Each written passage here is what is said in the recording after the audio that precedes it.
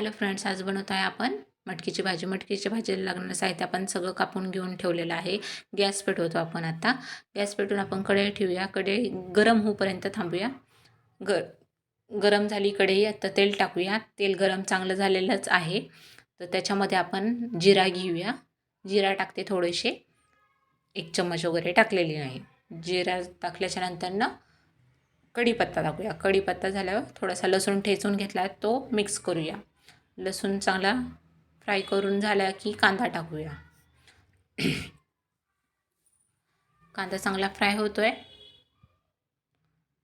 चांगला फ्राय झालेला आहे, थोडासा ब्राऊन वगैरे. तर आपण मिरची पावडर घेऊया आता टाकायसाठी.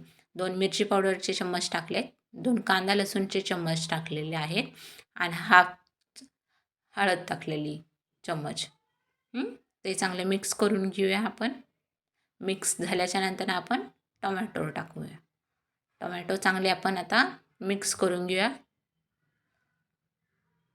आपण मिक्स करून झालं, थोडा वेळ थांबूया आणि त्याच्यामध्ये मीठ घेऊया टाकायसाठी. थोडंसं मीठ टाकूया आपण आणि मिक्स करूया.